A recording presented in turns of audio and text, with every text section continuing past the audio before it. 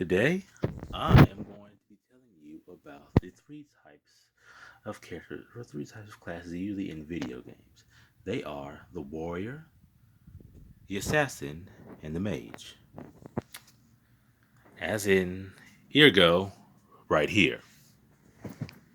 Warrior, assassin, warrior, assassin, and mage.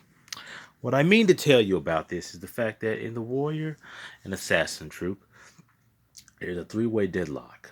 You see, the warrior has a combination of strength, endurance, high HP, and attack, usually in most JRPGs or RPGs or Mmo RPGs. The mage has high intellect, high wisdom, high many spells, and the assassin has high speed and high critical. These are the definite stats of usually each type, but they also have their weaknesses. For instance, granted the warrior has high defense, he also has low magic defense, and he cannot handle magic attacks, and also is known for having low SP, so his special attack bar is usually low. The mage, for instance, he has powerful high attack and a lot of SP, but he has low speed, means he cannot attack move very efficiently and does not have high critical, along with having usually low HP levels, which means he's very vulnerable to physical attacks. And if a warrior gets enough, or an assassin gets a critical blow, it can cancel out his magic attack. The third is the assassin. The assassin has high speed, high critical, but he usually, because of his low using where it has low defense. The HP is hearsay, but because of that, it usually has low defense score. And if you handle a mage or an assassin, if you attack an assassin with enough force or enough damage, it can easily be taken out in one hit. They have strengths and weaknesses of all three classes. But this is the thing. With that being three, the deadlock occurs in this: the warrior, with its high defense, usually strong attack, high HP, is usually the front of any party or any raid. It is the main defense and usually the leader can take hits and deal them out too. Thing with the warrior is the fact that granted it has high attack and high defense and high HP, it usually suffers some low magic defense, which means if the mage with its ability to cast magical attacks, will be able to exploit that and critically injure the warrior. At the same time, the warrior also, most of them are known for using close range combat, whereas the mage is known for being a long range combat user.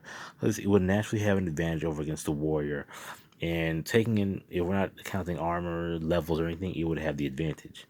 The same goes for assassin. The assassin, on the other hand, has high speed and high critical, perfect for taking out an opponent in seconds or dealing out large amounts of damage. Usually the best damage dealers in any game. But at the same time, they don't have the most HP or defense.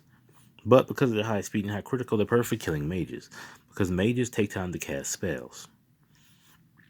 And because this is with the assassin's speed and critical, they could easily, or they're known for getting in enough burst damage to go and easily take out or critically damage mage, which not only damage it, since the mage does not wear armor, it could also easily one-shot it or kill it in one hit. Especially with its speed, it can also break up the mage's spells.